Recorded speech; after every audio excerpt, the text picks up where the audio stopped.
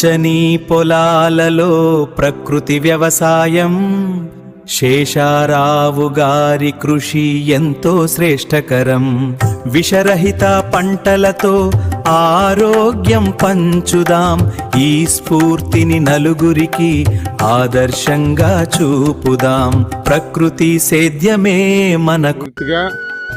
ప్రకృతి వ్యవసాయం సేంద్రియ పద్ధతుల్లో పండించడం జరిగింది. ఆరోగ్యకరమైన సమాజం ఏర్పడాలంటే ఆరోగ్యకరమైన ప్రకృతి వ్యవసాయం ద్వారా పండించిన ఉత్పత్తులు తీసుకోవడం ద్వారా మాత్రమే ఆరోగ్యవంతమైన సమాజం ఉంటుంది.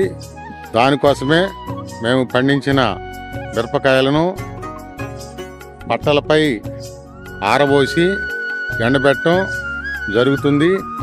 గ్రేడింగ్ కూడా గమనించవచ్చును. మిరపకోత పూర్తయిన తర్వాత దాన్ని సరైన పద్ధతిలో ఎండబెట్టడం చాలా ముఖ్యం. నేల మీద నేరుగా కాకుండా ఇలా పట్టాలపై ఆరబోయడం వల్ల దుమ్ము, ధూళి చేరకుండా ఉంటుంది. ప్రకృతి వ్యవసాయంలో పండించిన కాయలు మంచి రంగు, నిగారింపు కలిగి ఉండటం మీరు గమనించవచ్చు.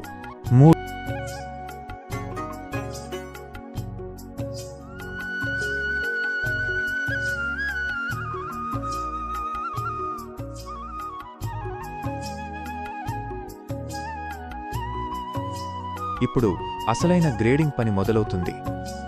ఇక్కడ చూడండి, అనుభవం ఉన్న రైతు సోదరులు ప్రతి కాయను పరిశీలిస్తూ గ్రేడింగ్ చేస్తున్నారు.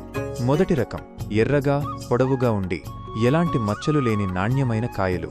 రెండవ రకం కొంచెం రంగు తక్కువగా ఉన్నవి లేదా చిన్న కాయలు. వేరు చేయడం, నల్లబడినవి, పుచ్చినవి మరియు తెల్లకాయలను పూర్తిగా తొలగిస్తారు. ఇలా చేయడం వల్ల వినియోగదారులకు అత్యుత్తమ నాణ్యత కలిగిన మిరప అందుతుంది.